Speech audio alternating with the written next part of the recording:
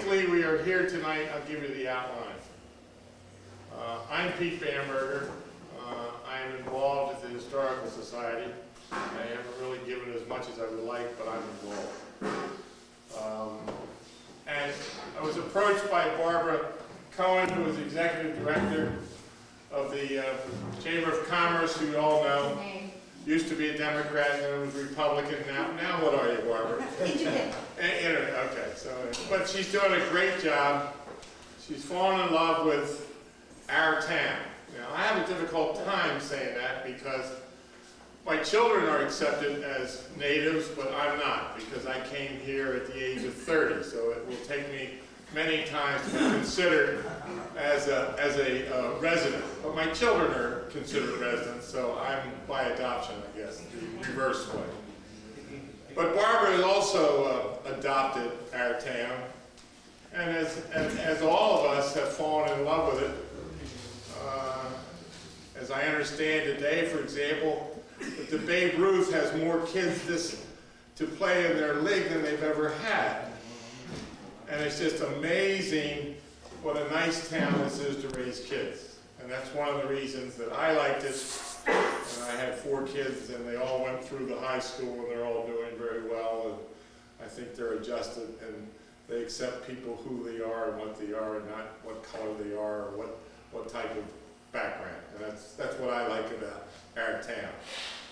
I've always told people that there are 40 nationalities, and maybe we have more at this point with Russia breaking up and having all these many, but we go from our friend across the street is a Mongolian to the Irish American up on the north side. And I really think if we wanted to change the name of Phoenixville, I think Melting Pot would probably be a good name for it, but Phoenixville is fine. But so, and Barbara in her adoption, she would like to see a rebirth of our town. And an idea, and she is full of ideas. If you were at the Chamber of Commerce dinner last night, the centerpiece were balloons with metal phoenixes coming out of a pot with red and yellow paper. I mean, really, to me, it was tremendous, but it was an idea that this was representing Phoenix, right? And it was very well done. And her idea is, and that we should have attraction to the downtown, which, as we all know, what some of the older people here can remember, and we're having John Norris brought down. He's one of the oldest I think we have alive, or still writing, of streetcars and movie theaters and the Iron Company at its heyday. What we see today is not what we know. And Barbara realizes that, but she's trying to think, and because of her background, she is an interior designer, and with a design, that is a disease. If you're a designer, you're a disease because you walk into some things and you see things and you don't look at what it is, but how it should be designed. So real briefly, she has an idea of a mural on a wall, and the wall is the Fazzini wall, which would depict Phoenixville, pictorially, the history of Phoenixville. The National Education, NEH? National Endowment for the Arts. National Endowment of the Arts has grants available, and they are matching funds. And she has applied, or is in the process of applying. And she introduced us to Meg Fish and Mike Webb, and I know I'll confuse it, but I got it right that time, who are 2 artists who have both have done murals, and came to us in the Historical Society, Joe Brown, and asked, would the Historical Society foster a town meeting where we could get a representation of people's thoughts of what they think of Phoenixville?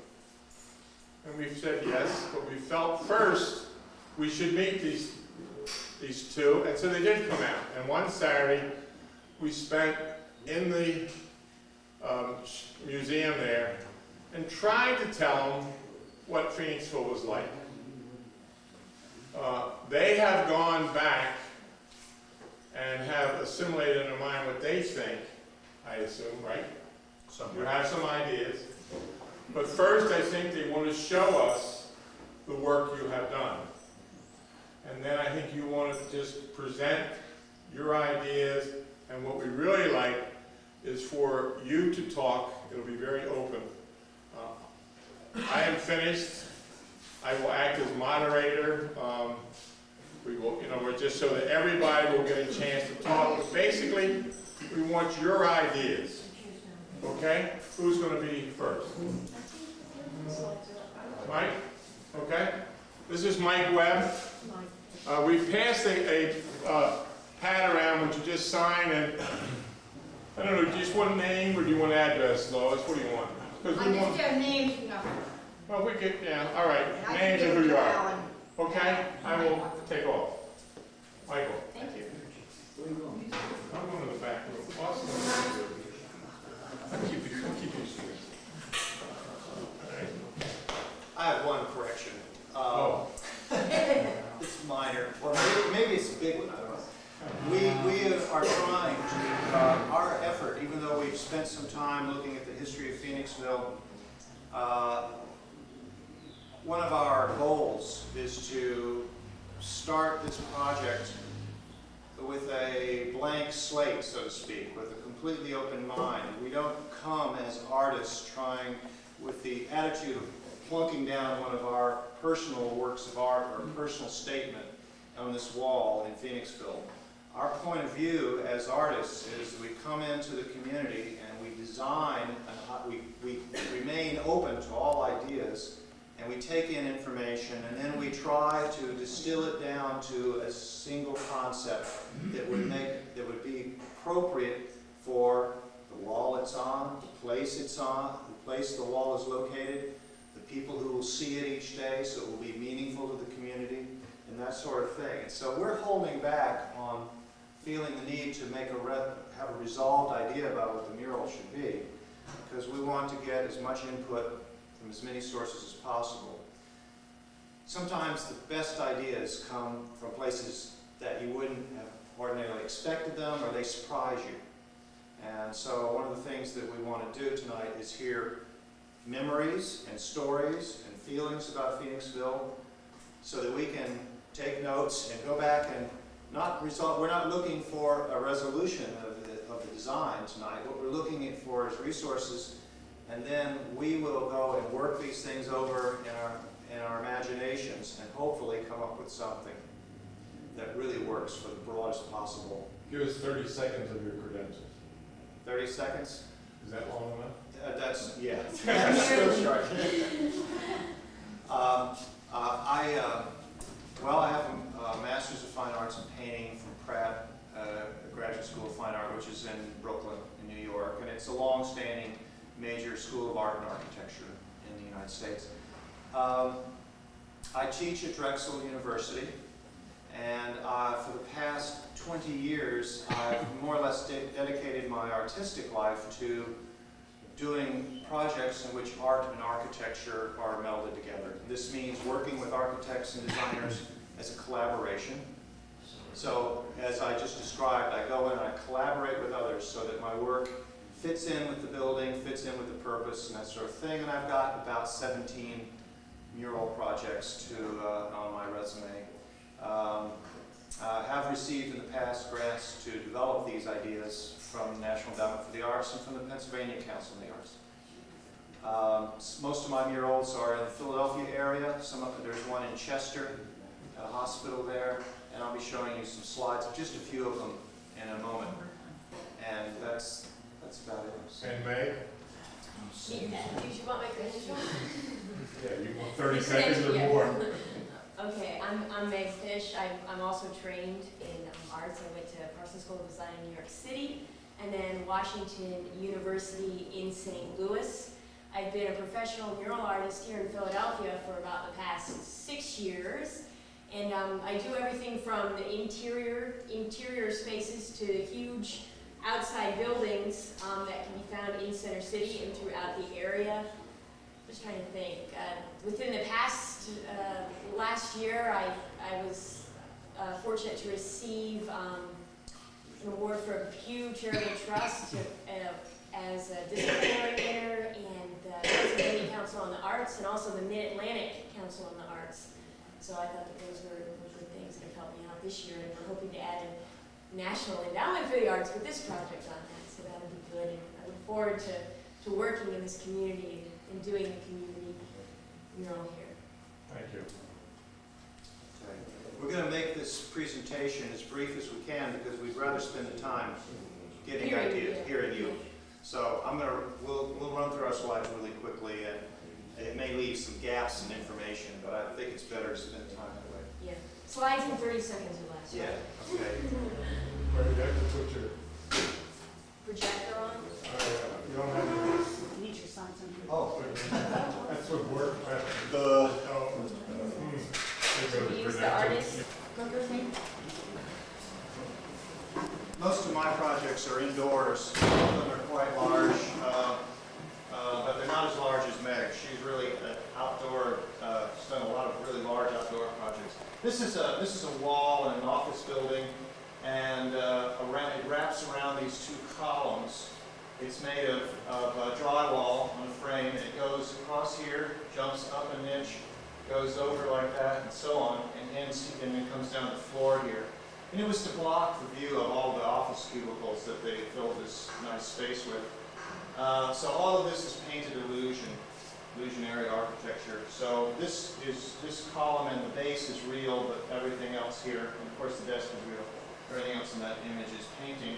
I have a close-up of part of it, of a section of it there. And it was actually even bigger in real life. It's almost full size. Okay.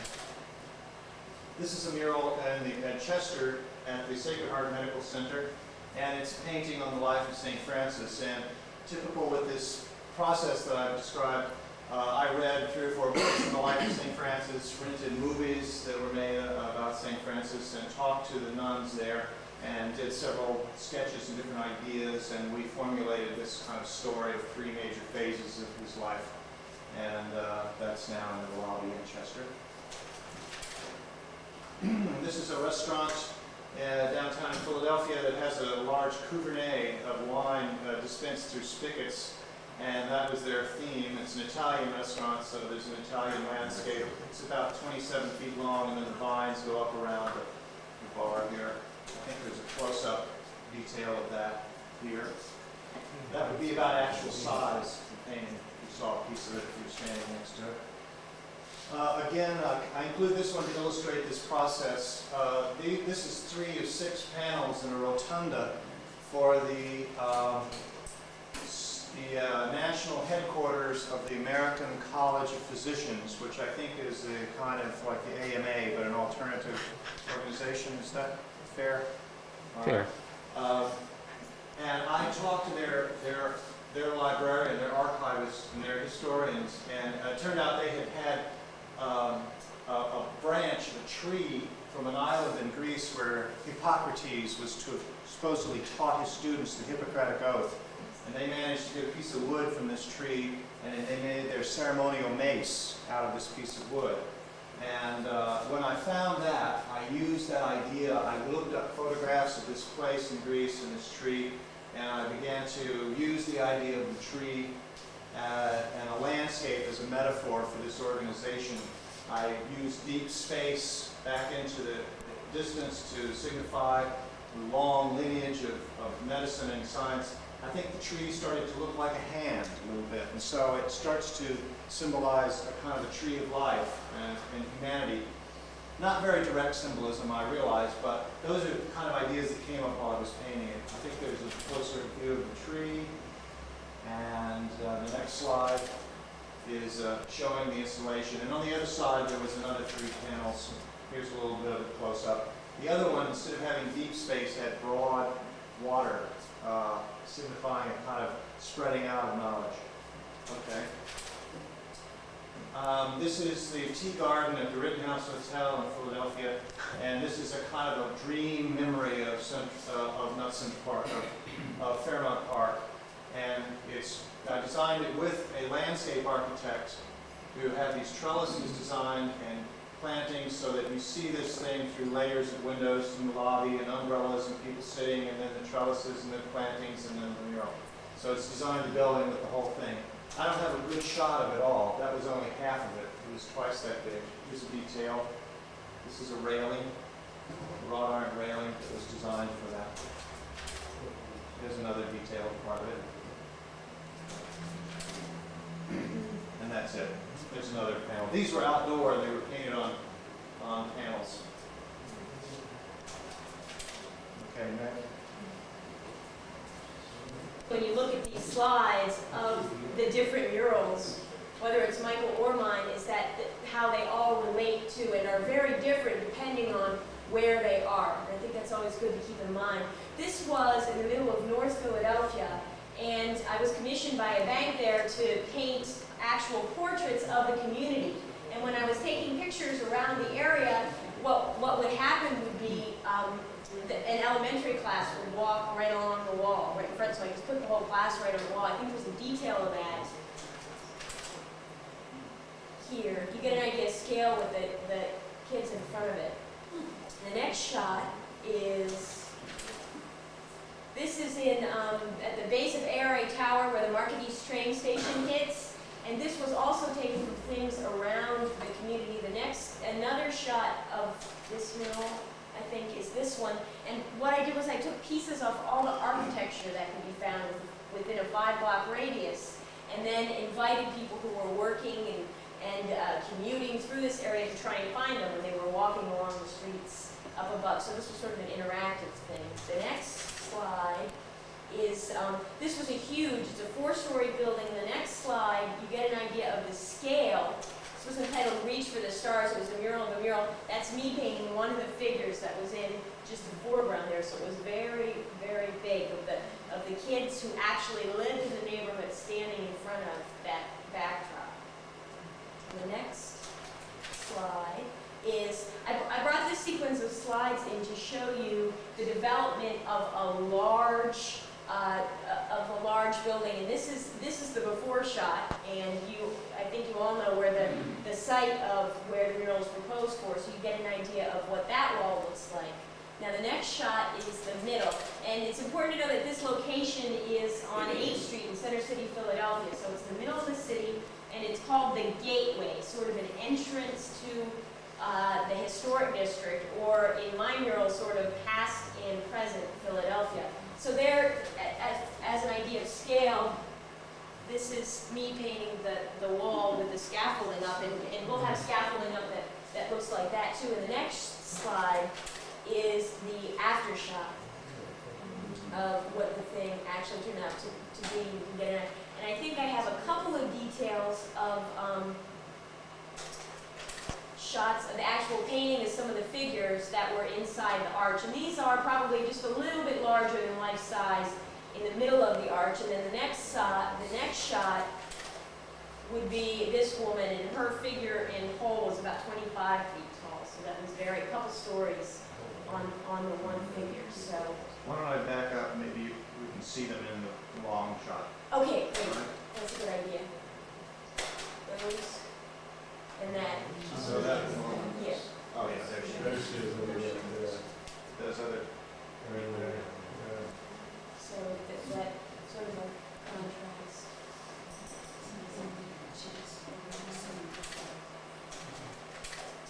So that's it for the brief. Number one, as far as the wall goes, it will be a deed restriction for the Vasides. So there will be no problem with, the wall was torn down. The National Endowment of Arts, as the artists have to be qualified. Now, as you can see, what Mike and Meg's work has done is a lot different than a house painter, Tom Beaver, or even Maggie Landis, who is a portrait painter, or Sandy Gingulio. It's a different craft. And so that some people say we should hire artists local. Well, if there was a muralist local, fine, but there are no muralists local. And also also qualified muralists. I mean, the credentials that Meg and Mike have shown, I think, are pretty well support why Barbara has asked them to come tonight. Now we'd like you, I guess, to talk about concepts of the town and how we could get them started. Now this is going to be sort of awkward, right? Getting the Well, why don't I give you my concepts and let Rag jump in and Alex Kovach and Tom McCabe and Mr. Zabo. We have quite a background here of people. Yeah, and I think it's important that since everyone who lives and works in Phoenixville is going to be living with this mural, is that if there's anything you want us to know, that you tell us. I think it's important that the idea of the thing, and I guess you've said that before, but I guess you can't emphasize it enough. So we really like, if there's anything you want us to know, to tell us. I guess, and I'll give you my first impression of Phoenixville, which is at age 30, when I moved into Roster Avenue, and I lived behind Ed Palmer, who a lot of the iron workers would know, Uncle Ed. And then on one fall after evening, I heard this noise, and it was the Marion Youth Club. And of course, that fascinated me, and I went down there, and here were little 8-year-olds who could hardly, chew gum and walk across the street running a T formation. And then there were also the soccer club, and half the coaches couldn't speak English, and the kids were learning how to play soccer. So that's my first, that this is Phoenixville. Rag, why don't you tell us what is Phoenixville to you? I mean, where does it come from? Gave me a good living. I was born and raised over that hill. That's where that hill started. They call it the north side, they call it the hill, they call it Tunnel Hill. Now, I may be too young, to know. Were you born there? 235 St. Mary Street. 80 years ago. Yeah. 1920 what? 1927. And incidentally, there's a building on St. Mary Street. Correct me if I'm wrong, Shorty. That store that you had, wasn't that the very first post office? It's still there yet. That's What right. street is that? St. Mary's in Green. St. Mary's in Green. Right on the corner. What was it? It was the very first post office in this town. Very first post office. Were you the first postmaster, Shorty?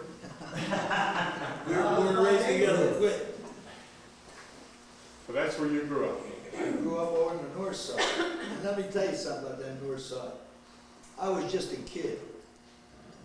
When the Italian people first came here, there was a place called Skate Level. Okay? Give me the name. Skate I- level. SCAPE, the skate level, just to explain. Yeah. It is an area where back in the 1840s, the Irish Well, you came already over. heard that. The Irish came over and were used to dig the canals. And they were like any new immigrant. They came with nothing but what they owned on their back.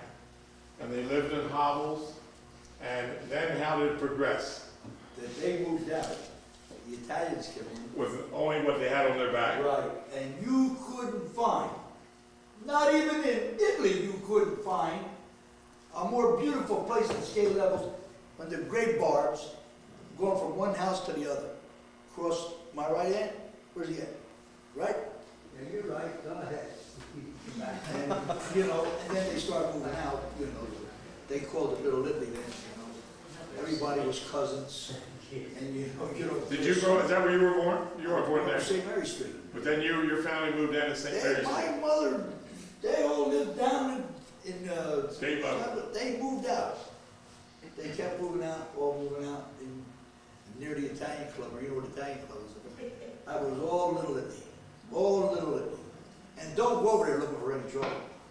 Well, we've told them about the white line in the middle. Yeah, we heard about the white line. We heard about the white line.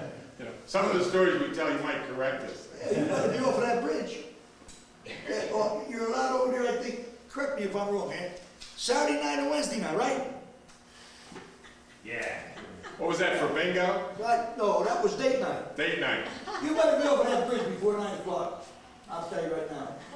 Because them people over there at the time, they didn't go for none of that shenanigans. Not like today. Alex, did you live on the north side too? Or did you live on the south I side? never lived in the north side. So you were on the south side trying to go to the In north? the west end and maybe the south end, all during my lifetime. And were you born here? Oh, yeah. What year? Washington Avenue, 1926. 26. Did you both work at the iron company? 40 years worth.